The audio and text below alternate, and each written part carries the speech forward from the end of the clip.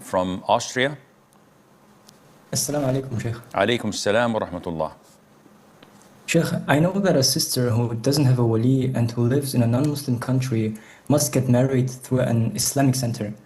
We have a masjid called Islamic Center here, Sheikh, and they do make nikah and they do make divorce and they document everything. But the way they do divorce is in a way where the man has to come with his wife and he has to say the words of the divorce, meaning they don't do the divorce themselves like a Muslim judge, like saying you are divorced. Is this Islamic center still counted as an Islamic center where sisters without a wali can get married? Akhi Imran, who said that a Muslim judge issues a divorce? I knew it like that, Sheikh. No, this what you've known is not accurate. And I'll explain it to you now. First of all, the Prophet said, alayhi salatu wasalam, any woman who gets married without the consent and approval of her guardian, her marriage is void, void, void. Repeated it 3 times. And the other hadiths, there is no marriage valid without the consent and approval of the guardian and 2 male witnesses. And the vast majority of schools of thought and scholars of Islam agree that such a marriage is invalid. If there is no guardian, so the father is dead, there is no paternal grandfather, there are no uncles, paternal uncles, there are no cousins, she's an orphan, she is not known to have any relatives, they found her at the steps of the masjid and adopted her. She has no wali. In this case, the wali becomes the Muslim judge or the Muslim ruler, as indicated by the hadith. In Kafir countries, there is no such thing as Muslim judge or Muslim ruler. So the one who takes responsibility is the authorized imam of the Islamic center.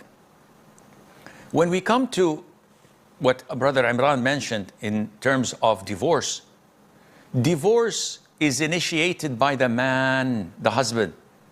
He either says it in the present tense, I divorce you, or in the past tense, you are divorced, as an adjective. So this is valid.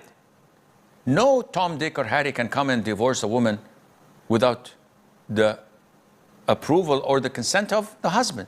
This is his wife. He has the right to divorce her. If he doesn't want to divorce her, she could file for khul'. And khul' is when life is unbearable or she has a legitimate reason, she steps forward and bargains with her husband. I'll give you my dowry back. I'll give you 50% of it, 20%, any financial compensation. The husband says, okay, might as well. And he accepts taking this financial compensation. This is called khul', initiated by the wife in return of financial compensation. If the husband doesn't want to and life is unbearable, they can't go on, here they go to the Muslim judge, the authorized person in charge of their Islamic affairs in that country, the authorized imam.